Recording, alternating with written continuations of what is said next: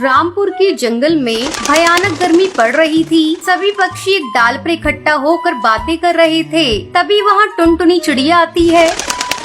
अरे तुम सब यहाँ बैठकर क्या बातें कर रही हो? अरे टुनटुनी चिड़िया, तुम कब आई? तुम तो इतनी पिद्दी हो कि किसी को दिखाई ही नहीं दे रही। ज्यादा मत बनो कालू कौवे, इतना घमंड करना ठीक नहीं। तू मेरे पिद्दी होने का मजाक उड़ाता है। रुक, मैं तुझे अभी बताती हूँ। इतना कहकर टुनटुनी चिड़िया कालू कौवे को मारने उसके पीछे पीछे भागने लगती है।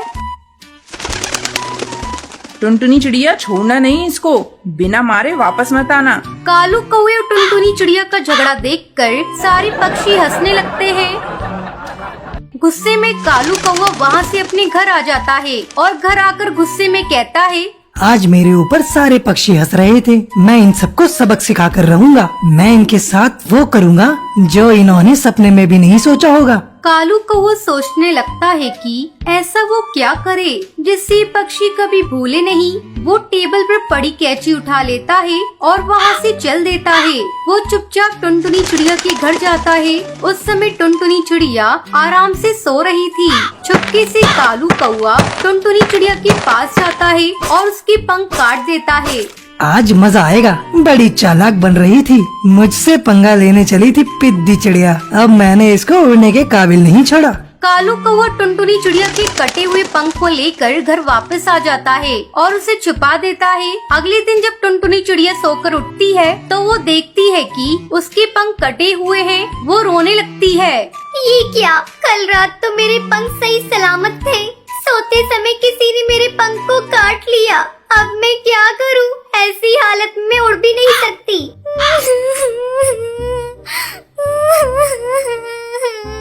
उसी रात कालू कौवा हरी तोती के भी घर जाता है और उसके भी पंख काट डालता है। इस तरह कालू कौवा एक एक करके उन सभी पक्षियों के पंख काट डालता है जो उस पे हंस रहे थे। बड़े चले थे मेरी हंसी उड़ाने। इनका पंख काटकर मैंने इनकी सारी हेकड़ी निकाल दी। इनके कटे पंख देखकर मेरा कलेजा ठंडा हो गया।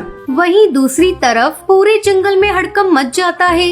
अरे टूनी चिड़िया, तूने कुछ सुना? कल रात किसी ने पक्षियों के पंख काट डाले।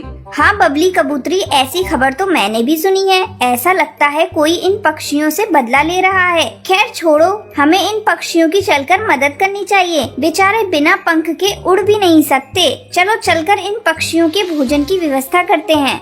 ऐसा कहकर टूनी चिड़िया और बबली कबूतरी टुनटुनी चिड़िया के घर जाती है। अरे टुनटुनी चिड़िया, तुम्हारी ये हालत कैसे हो गई? हमें बड़ा कष्ट हो रहा है। ये लो भोजन, इसे तुम खा लो। टूनी चिड़िया, पता नहीं मुझसे किसकी क्या दुश्मनी थी, किसने मेरे पंख काट दिए।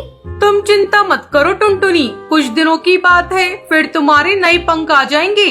उसके बाद टूनी चिड़िया और बबली कबूतरी सभी पक्षियों के घर जाती है और उन्हें भोजन देती है। पक्षियों की हालत देखकर टूनी चिड़िया बहुत दुखी थी। वो दुखी मन से कालू कौवे के घर भी जाती है।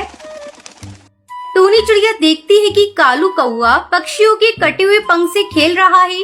अरे ये क्या कालू कौवे, सभी पक्षियों के पंख तुम्हारे पास कैसे? इसका मतलब तुमने ही उन पक्षियों के पंख काटे हैं। ये तुमने बहुत बड़ा अपराध किया है, इसलिए अब तुझे सजा मिलेगी। टूनी मौसी, ये सारे पक्षी मेरी हंसी उड़ा रहे थे, इसलिए मैंने उनके पंख काट डाले। मैंने गुस्से में ये सब कर दिया, मुझे माफ कर दो। ठीक है कालू कौवे, इस बार मैं तुझे माफ कर दे रही हूँ, लेकिन अगर आगे से तूने ऐसा कुछ किया तो मैं तुम्हें कड़ी सजा दिलवाऊंगी। तुझे अभी चलकर उन पक्षियों से माफी मांगनी होगी।